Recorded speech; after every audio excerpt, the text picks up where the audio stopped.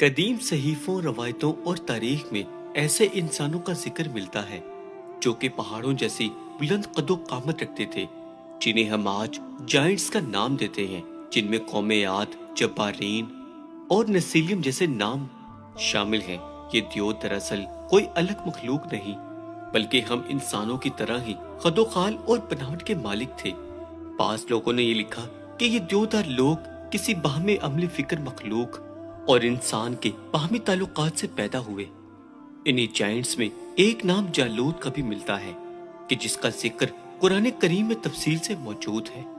جالوت کے متعلق جاننے سے قبل ہمیں یہ جاننا ہوگا کہ بنی اسرائیل کے حالات حضرت موسیٰ علیہ السلام کے بعد کیسے تھے۔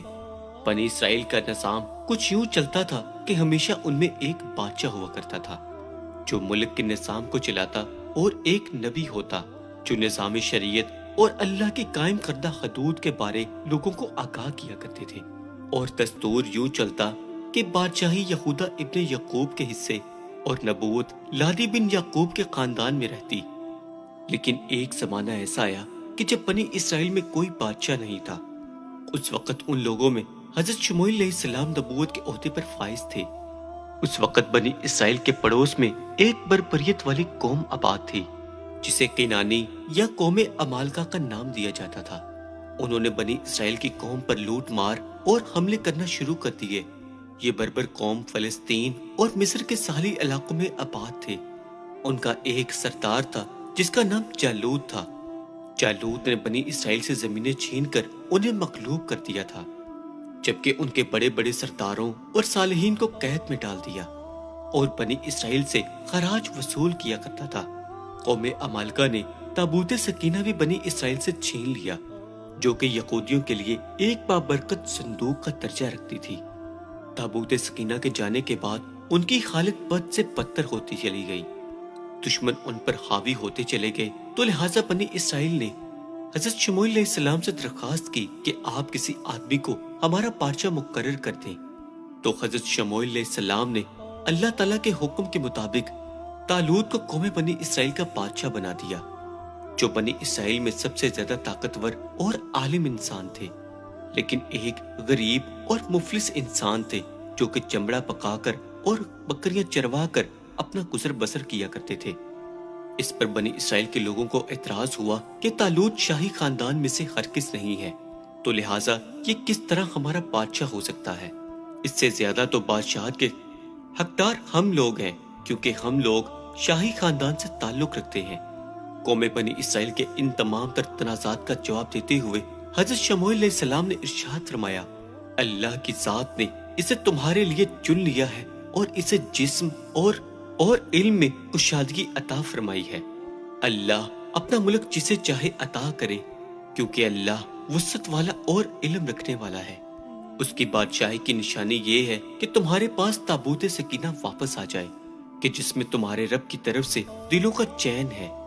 تو لہٰذا طالوت کے بادشاہ بننے کے بعد فرشتے اللہ کے حکم سے تابوت سکینہ کو بنی اسرائیل کے پاس واپس لے آئے، جس سے ان لوگوں کو بادشاہت اور نبی کی سچائی کا علم ہو گیا۔ بادشاہ بننے کے بعد حضرت طالوت نے تمام لوگوں کو جالوت کے خلاف اٹھ کھڑے ہونے کی دعوت دی۔ جب طالوت تمام لشکر لے کر اس ظالم جالوت سے مقابلہ کرنے کے لیے بیت المقدس سے روانہ ہوئے، تو ان کے لشکر کی اس طرح آزمائش ہوئی کہ راستے میں انہیں ایک نہر ملی۔ یہ نہر اردن اور فلسطین کے درمیان واقع تھی۔ جبکہ ان لوگوں کو اس وقت سخت پیاس کا سامنا تھا، تو اللہ پاک نے حکم دیا، جو میرے بندے ہیں وہ اس نہر سے پانی نہ پیئے، اور جو اس سے پانی پیے گا وہ نافرمان ہو جائے گا، لیکن جو شدید پیاسا ہو وہ ایک چلو اپنے ہاتھ میں بھر کر پانی پی سکتا ہے۔ اس سخت گرمی میں سامنے پانی ہونے کے باوجود بھی وہ لوگ پانی نہ پی سکتے تھے۔ یہ اللہ پاک کی طرف سے ایک سخت آزمائش تھی، اور جو نافرمان تھے انہوں نے خوب پانی پیا، جس سے ان لوگوں کے ہونٹ سیاہ ہو گئے اور ان کی پیاس میں اور اضافہ ہو گیا۔ انہوں نے قوم عمالقہ سے لڑنے کی ہمت تک کھو دی، جبکہ فرما بردار بندوں نے اللہ کے حکم کے مطابق صرف ایک چلو پانی پیا۔ یہ ایک چلو پانی ہی ان کے لیے کافی ہو گیا اور ان کی پیاس بجھ گئی۔ ایک قول کے مطابق لشکر طالوت کی تعداد 80,000 تھی، کہ جس میں صرف 313 لوگوں نے اللہ کی اطاعت کی اور پانی نہ پیا، اس مناسبت سے حضرت محمد مصطفیٰ صلی اللہ علیہ وآلہ وسلم نے غزوہ بدر میں صحابہ اکرام سے فرمایا تھا کہ ہماری تعداد بادشاہ حضرت طالوت کے لشکر کے جیسی تھی، جنہوں نے آپ کے ساتھ نہر پار کی اور دشمن پر غلبہ پایا۔ جب قوم بنی اسرائیل نے نہر کو پار کیا تو جالوت کی فوج سامنے کھڑی تھی۔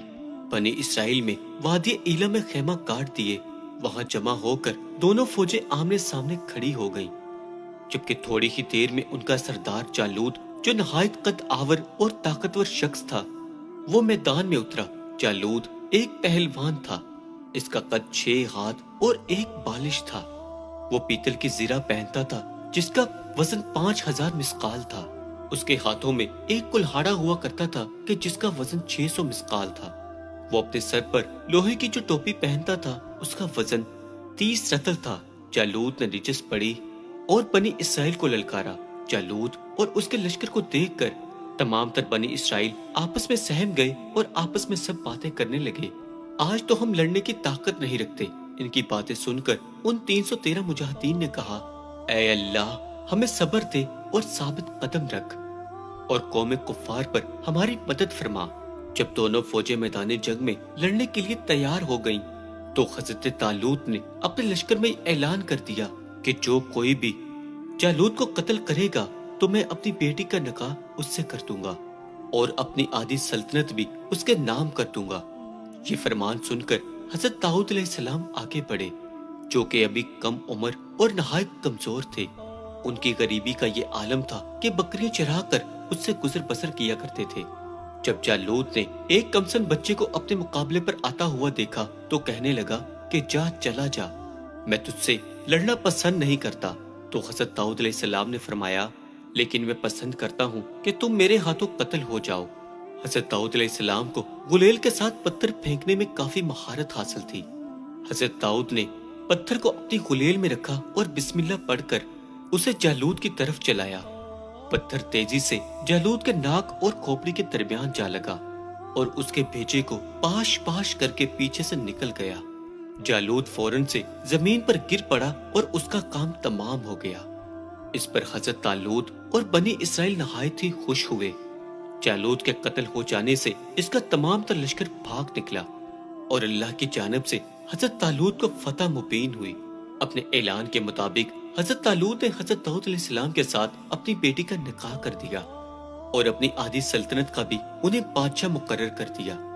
پھر پورے 40 سال بعد جب حضرت طالوت کا انتقال ہوا تو حضرت داؤد علیہ السلام پوری سلطنت کے بادشاہ بن گئے۔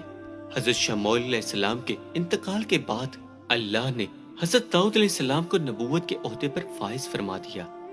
حضرت داؤد علیہ السلام بنی اسرائیل کی وہ پہلی شخصیت تھی جنہیں اللہ کی طرف سے بادشاہت اور نبوت دونوں عطا کی گئیں۔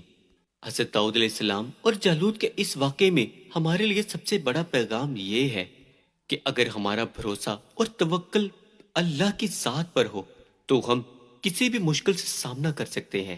ہمیں بھی اللہ کے اس پیارے نبی کی طرح مشکلات اور آزمائشوں سے گھبرانے کی ہرگز ضرورت نہیں، بلکہ ان کا ڈٹ کر مقابلہ کرنا چاہیے، کیونکہ جب اللہ کی ذات ہمارے ساتھ ہے تو وہ ہمیں ہر طرح کے حالات اور لڑائی لڑنے کی قوت عطا فرما دیتا ہے۔